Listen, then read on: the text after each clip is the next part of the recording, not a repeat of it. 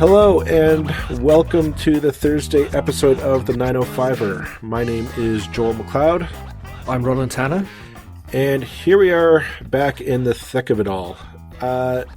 This Tuesday was we had our guests Andrea Grabans and Pat Murphy, both of the two Halton school boards, to talk kind of about what the lay of the land is almost one school year into a full-on COVID-19 pandemic.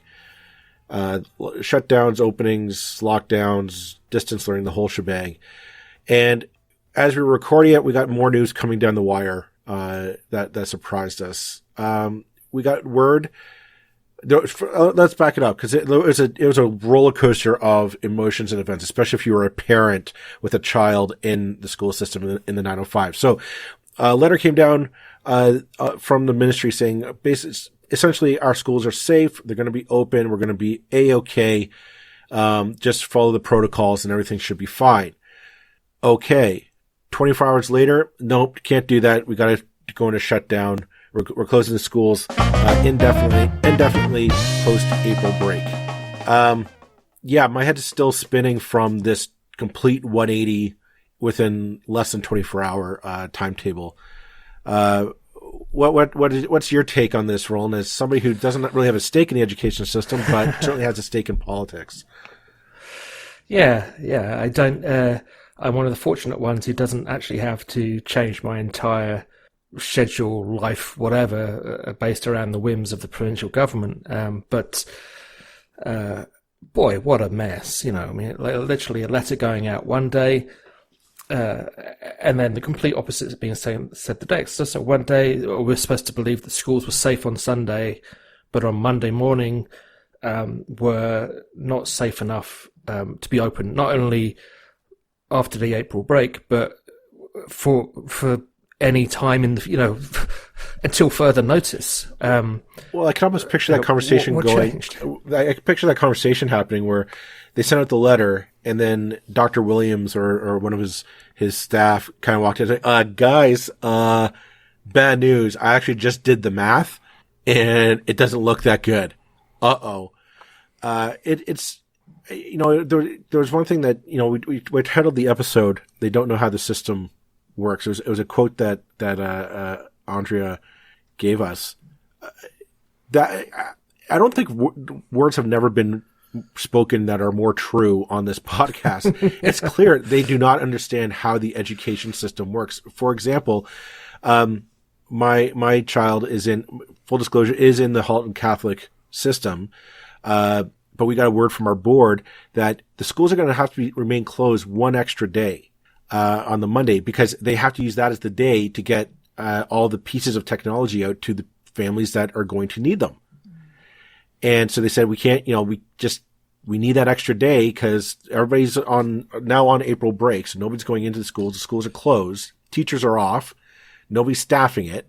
So they got to say that Monday, we got to take that as a gimme day, a mulligan, and use that to get, I believe Pat said it was 200,000 pieces of technology that they have to hand out to families who legitimately need them. In effect, I mean, you asked him that exact question. What happens if you're given almost no notice to close down? I said, well, you can do it, but it doesn't look pretty necessarily.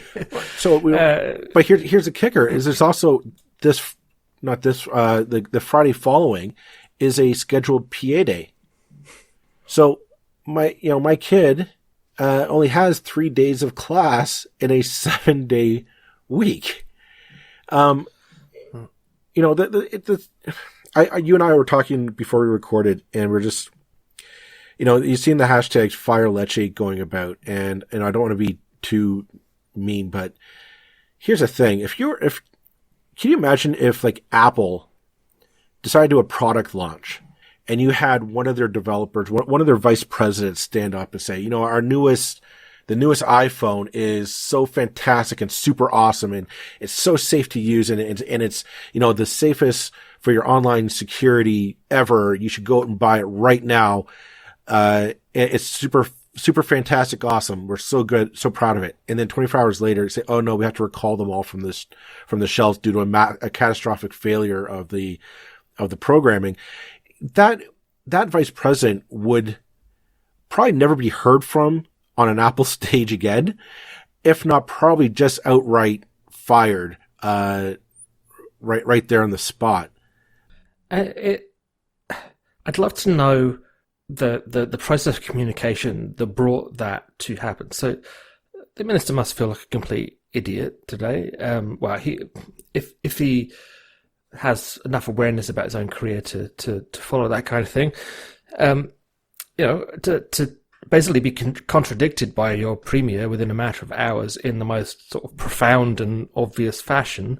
Well, he was in the press he was conference. Overruled. Well, he was in the press conference. That's what I don't get is he sent out the letter, and then 24 hours later he stands in front of the microphones to say, "Oh, guess what? We're still closing. We're going to close you down." And it's like, who is running the show? And what I found interesting is I watched that press conference, and all you had Rob Ferguson, Laura Stone, and Travis Denage, but all veteran Queen's Park journalists, and they pretty much were all saying they asked the same question. Why is it that the left hand doesn't know what the right hand is doing on this file? And at this, I can understand at the start, things are moving rapidly. It's confusing, but, at this stage, this is the third lockdown, third time's the charm. This should be dust off the old playbook and just read it script verbatim at this point. And this government is still mucking it up. And this is the most obvious and embarrassing example of the left hand not knowing what the right hand's doing. But we had that all through the summer when the schools were first moving towards reopening, with the kind of weekly changes of a direction, the weekly or even daily announcements, the announcements made on Friday so that no one would notice until after the weekend. It's been a complete mess, and this isn't normal for government. I mean, most people have a fairly low. Unfortunately, we live in a world where many people have a very low opinion of government and government efficiency and things like this, but I don't think this is normal. There are chains of command. There are ways in which decisions get communicated so that ministers don't tread on each other's toes and announce contradictory things. But this is, I suspect it's 50% Lecce's fault and 50% the Premier's. I feel like the Premier is a very sort of reactive, impulsive person. He's not really much of a planner, and he'll just say, "Okay, shut everything down," and that he thinks that's leadership, whereas it's just stupid. And also shutting down is the wrong thing to do. The way he reaches a decision is the wrong way to reach a decision. Well, here's the thing: if we've talked about it before. Around the world, you see like places like New Zealand and Australia. Their countries decided to take leadership. They decided to plan. They said, we're going to do an actual lockdown. You're not going to be able to move around from place to place. And we're going to shut down travel inside and outside of the country. This is going to hurt people. It's not going to be pleasant. It's going to hurt. But it's, short-term pain for long-term gain. And, now we've got pictures of people partying it up on Australia's beaches because they paid their dues, and now they're able to reap the benefits. I was literally I wasn't actually listening to this podcast, but I was reading the notes for an Australian podcast, and the notes were, it's a strange week this week because we're not actually with each other together to record it. We did it over Zoom. That's unusual. Like, wow, they really are on the other side of the world because, but that was the unusual thing, not the Zoom calls and the video chats and the rest of it. But that's like they did it right. They had decisiveness. And I'm not going to lay that entirely at Doug Ford's feet. That is unfair to him. Part of that is Justin Trudeau. I think hindsight is 2020. We should have locked down the borders tightly. We didn't. We still really haven't. And we're still letting these trickle and people kind of slipping in through the cracks. Because maybe it's our Canadian politeness. We can't say no, too bad. We can't do that. At this point, we're tripping to the finish line. We're not going to crawl across the finish line gracefully or with our head held high at this point. I think we have to concede that. We are going to get there. I believe we are. It's going to be a mess, and we're probably going to have somebody help us across that line, whether it's the Americans or our friends in Europe or whatever have you. But my worry is we are losing the plot on this. But let's move on to sunnier topics. Well, our second story this week is provincial newspapers. Joan Little, who writes for the Spec, and she was mentioning that the city of Burlington has been given quite a big chunk of money to do up its civic square. So 1.9 million from the federal government, 1.6 from the province, and Burlington has to pay its own 1.3 million, which takes us to, maths not being my strong point, about $5 million to make the civic square more attractive than it is at present. Now, for those people who aren't from Burlington, the civic square is a currently quite windswept little corner between between a pub and City Hall, where staff tend to have their lunch. Actually, is that right? Am I getting my geography wrong there? No, it is. It's between the pub. Yeah. And well, the city's not paying for it, but I mean, I guess it's all taxpayer dollars one way or the other.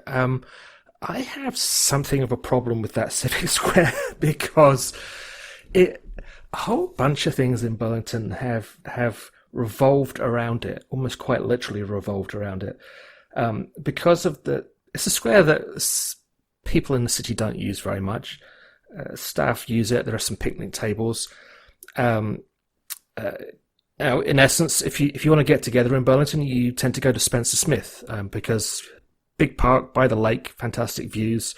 Great for podcast strategy sessions. Yeah, and much. Yeah, exactly right.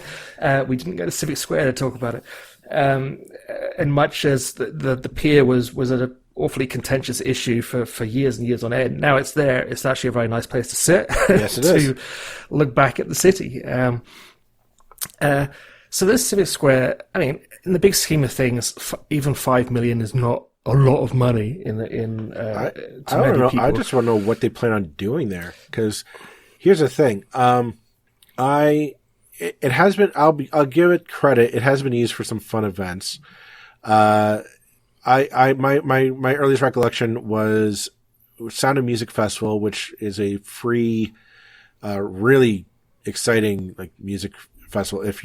When this is all over, people and COVID is no longer a thing, definitely come down to Burlington Father's Day weekend, check out the Sound and Music Festival. It's a great time. But my earliest memory was in high school, grade 9, checking out the Rainbow Butt Monkeys playing in the Civic Square, who are now Finger 11. So, that's how old I am. I became a fan of Finger 11 before they were Finger 11. But anyways, that's kind of what it's for. It's like you got little small intimate band gatherings. Most recently, it was used again pre-COVID as a commemoration for one of the members of Walk Off the Earth passed away. So we had a bit of a commemoration for him in the Civic Square, which was nice. Yeah, and I've been to a few events there. I mean, there was when the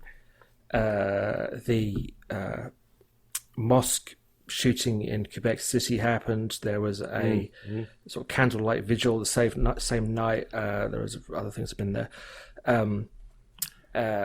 So it is used. So I don't want to come across like one of these people who just moans about spending money on anything. However, I don't know what $5 million is needed to, unless you're going to do it can't cost $5 million to upgrade. There's nothing to upgrade there. It's just it's a gigantic interlock brick pad with a water fountain on it and our flagpoles. I've seen and some park benches. Yeah, I mean, that's it. There have That's been all some it is. plans kicking around for a couple of years at least about a facelift. I didn't realize that it was coming down to sort of applications for provincial or federal money. What I understood of the plan, and I can't say I've checked today to see if it's changed, is some extra trees, some nicer furniture. That stuff does add up quickly at the prices that cities pay for things. If you're doing up your backyard and you get your friend in to do a bit of landscaping on the quiet, they charge a different rate to the municipal guys, I guess. However, I mean, that whole area has been a focus for the city. In the previous official plan, one of the main reasons that there are two tall towers likely on the way at some point or either at that corner of Brant Street is because the city changed the official plan to basically trade additional height to developers in return for being given a small corner of land. When I say a small corner of land, it really is a small corner. Basically a little piece of each corner of those buildings, just at ground level, not above ground level, was to be given to the city to kind of enhance the civic square. So you turn the whole area there into a kind of the square then goes to the other side of the road, if you like. So that's the theory. So they're giving a couple of meters of literally just a couple of meters of land at the corners go to the city, and in return the developers get an extra 5 stories as of right, which one of the buildings that was most contentious in 2018 was the debate was whether it should be allowed to have 17 stories, which was as of right, or what the developer wanted, which was, I think, 23, 24, something like that. So it's a classic case of the city thinking in self-important manners. This is the civic square, this is important, we have to have a good civic square. Whereas most people just do not care. It's an okay space. If you're going to blow 5 million, blow it somewhere else, and don't do deals with developers that nobody wants. It's a nice place to go eat your sandwich on your lunch break on a summer day. Here's an idea. Turn it into a lot of social distance spacing for the local businesses downtown to enjoy takeout. But, nobody's going to listen to this. No one in the planning department is going to listen to this episode. But like $5 million tax dollars, there are so many more interesting ways to spend that kind of money around the city. Because the one beef that I've always had in Burlington is that everything is downtown centric. Yet you're being pressured build out, keep building up towards the escarpment, build up into the green space, into the green belt. We need, we need to keep pushing north. Yet they're all expected to come downtown for festivals and get-togethers. And I mean, that's what Spencer Smith is for, but wouldn't it be kind of neat to start developing something up north for a different kind of venue? We have City View Park, which was temporarily rumored to be the site of like a soccer pitch for the Pan Am Games years ago. That fell through, but they still pretty much just leveled the top of the escarpment and built a bunch of soccer pitches. And it's just this big, wide open park. And it's a lovely park. I've been there, walked my dog around there. It's lovely. But wouldn't it be kind of cool to do something up there to maybe make a venue that you could do, I don't know, a street food festival, or you could do, more out, films out in the park, like outdoor film festival, something like that, something that just makes it a little bit interesting.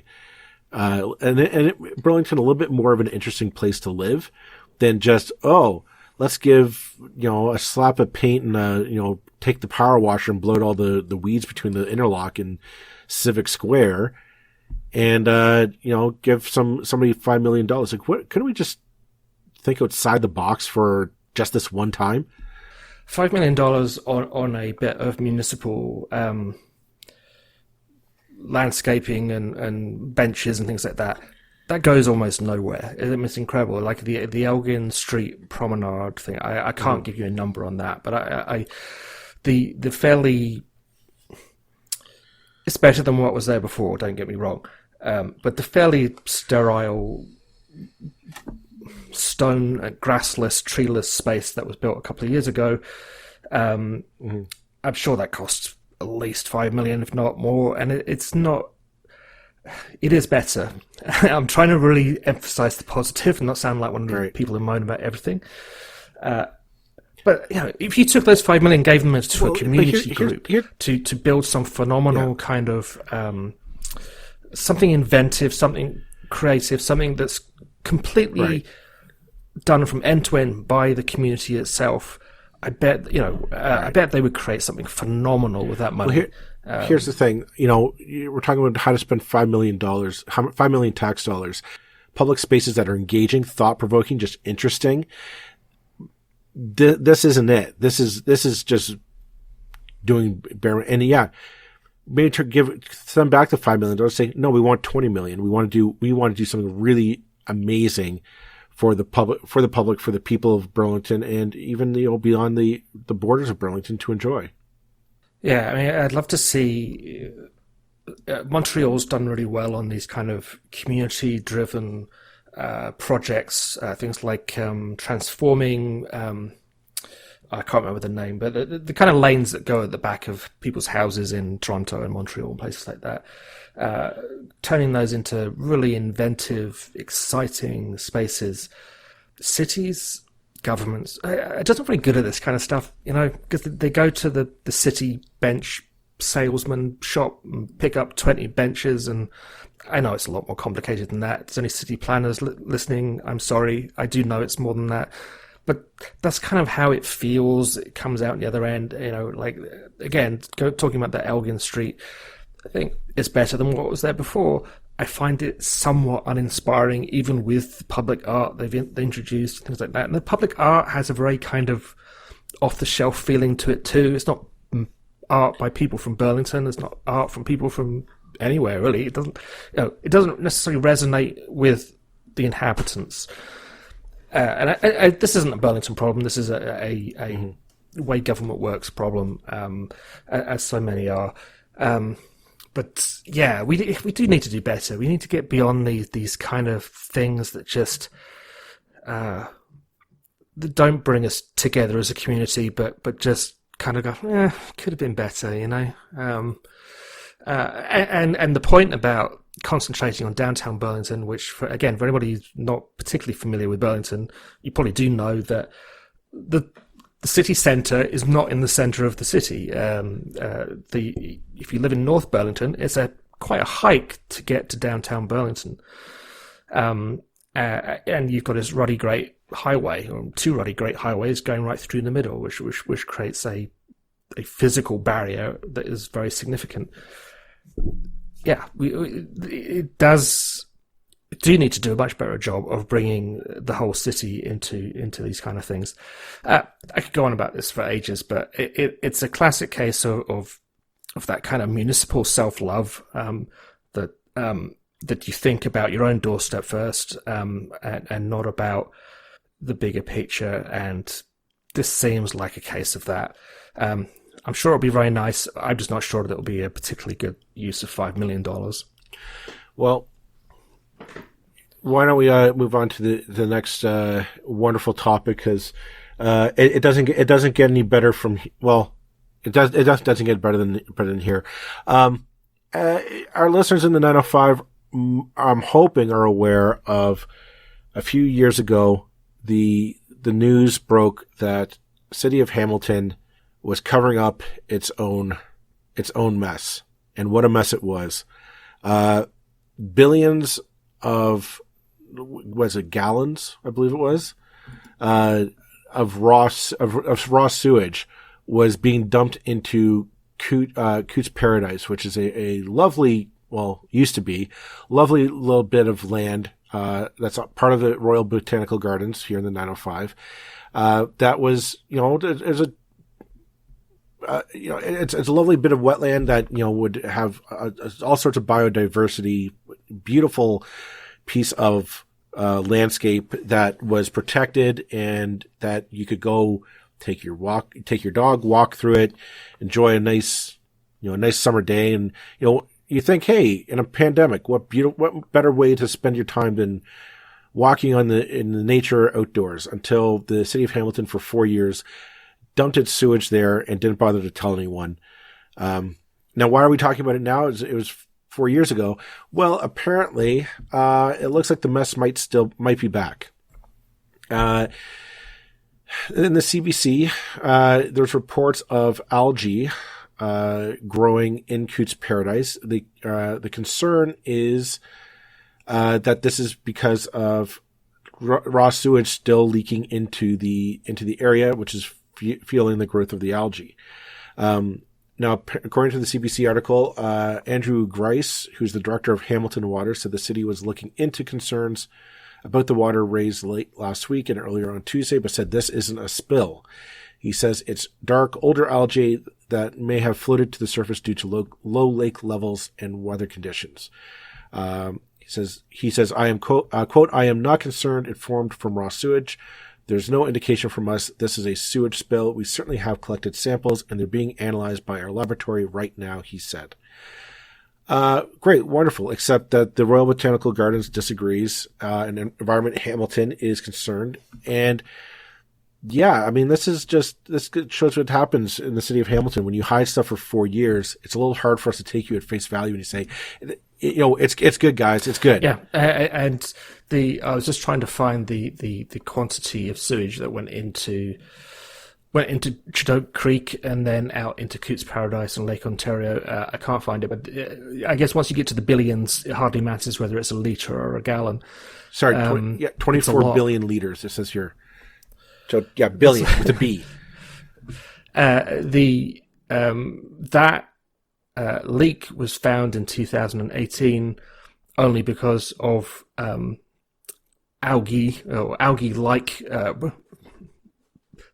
material appearing on the surface of the water. That's when they found it, and then they continued to cover it up for years after that. What had happened, and the amount of sewage that got in. It does beg a question. Like, if you take a step back, it begs a question of what is going on in Hamilton's, not city council, but in City Hall, the municipality, because you have this, they're covering up billions of liters of, well, let's be honest, shit and piss, pumping into what's supposed to be protected wetlands. I mean, it's on the Royal Botanical Gardens property, which is there to protect wetlands from this kind of thing. The city decided to essentially ignore it or cover it up or just not do anything about it for 4 years. They also, on the other side of town, knew that the Red Hill Parkway that they built was, not really built well and causing people to die. And again, the city hall knew this, the city planners knew this, but rather than somebody stepping up and saying, hey guys, we made a mistake, we need to fix this, it's, let's just hope that nobody pays attention. Let's, put it in an inbox and just keep putting stuff on top of it and nobody's going to pay attention to it. And, are these two things connected? No, but, it's clear that there's a bigger problem in Hamilton of just, let's look the other way instead of actually fixing the problem. Yeah, the pattern of first discovering that something very serious had gone wrong, and then not telling anybody for a long period of time, is a very disturbing pattern. Both of these stories, they knew that the surface on the Red Hill Valley Parkway was deficient for a period of years, I believe. While people are still driving on it, and while, if I remember correctly, people, I can't recall the names, I'd have to go and look it up, were blaming accidents on people driving carelessly or driving too fast. It's like, no, you put the wrong stuff on the surface of the road. It's once looks unfortunate, twice looks like... Well, twice looks like incompetence. Because from what I understand, we got this mess with Cootes Paradise because a valve wasn't fully shut, and it just started leaking sewage into Chedoke Creek, and the entire time nobody thought to check for 4 years. Apparently the story goes, This valve was left open for 4 years and just allowed to keep doing this because, in 4 years, nobody's going to bother to do just a regular safety check. And, we're going to have to review our process. Like, no, this isn't a review of process. This isn't like, we need to add an extra item on the checklist. This is just basically 4 years, nobody did their job. 4 years, nobody said, hey, you know what, I'm going to go check on the maintenance of, a major piece of infrastructure. You have to ask yourself, why is that? Like, why is that nobody thinks about this? And then to find out, like, literally, we are up shit creek without a paddle. Yeah, and you've got something with a single point of failure that if that thing is not handled properly, you have a 4 billion litre sewage problem, a toxic waste problem.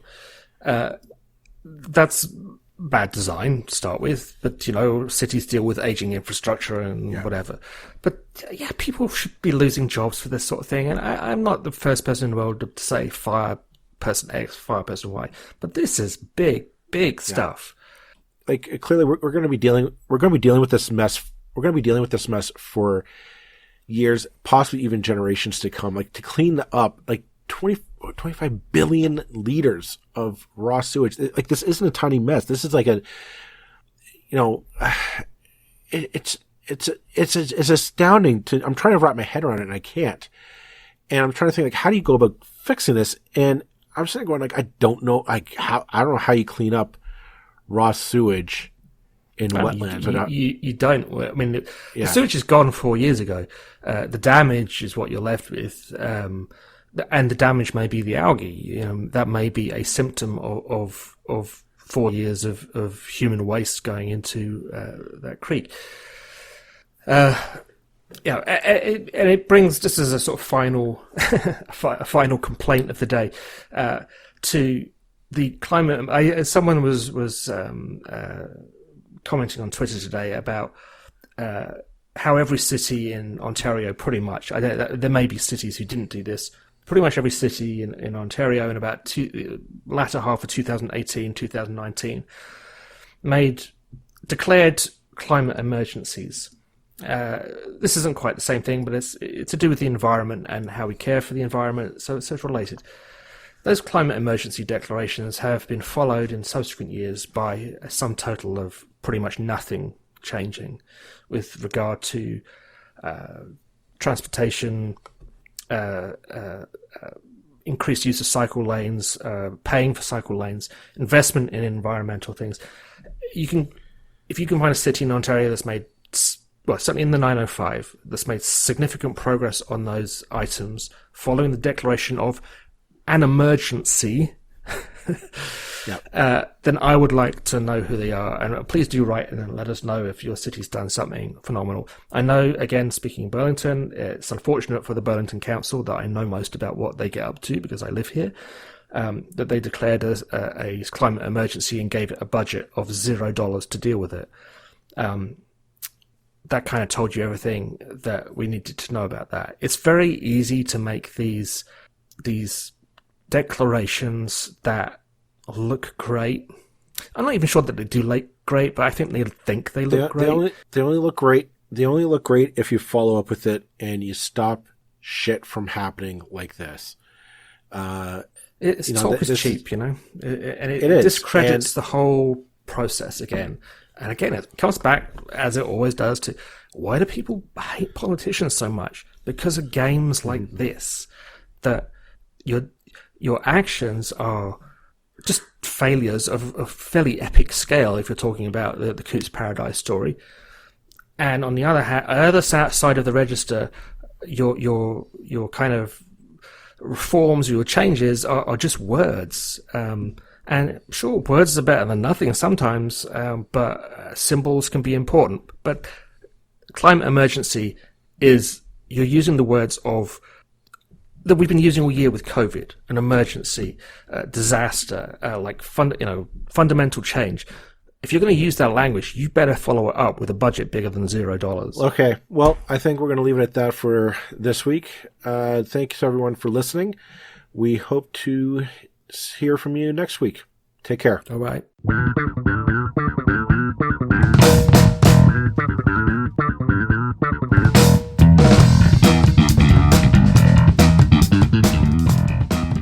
that's it for this episode of the 905er. Thank you for listening.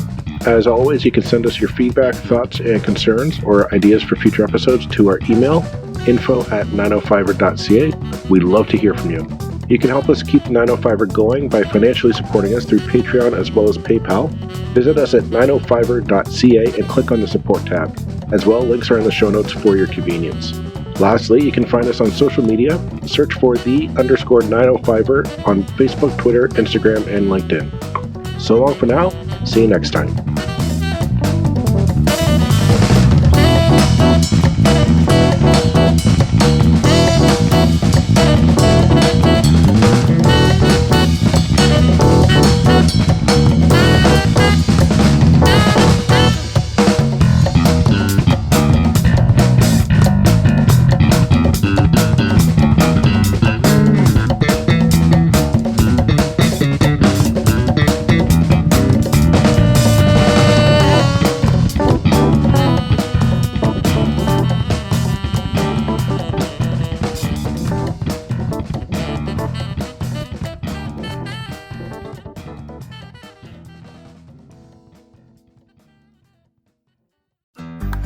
Looking to make the most out of this life and optimize your personal wellness? Then check out the Natural Man Podcast. Join me, host Mike C., as we explore all areas of human wellness, physical, mental, and emotional. Learn strategies to optimize your own well-being and be in the driver's seat of your own health. Remember, your doctor works for you. Learn biohacks, neurohacks, ways to improve sleep, and ways to optimize your body and your mind. Check us out on Apple, Spotify, the Fountain app, and at naturalmanpodcast.com.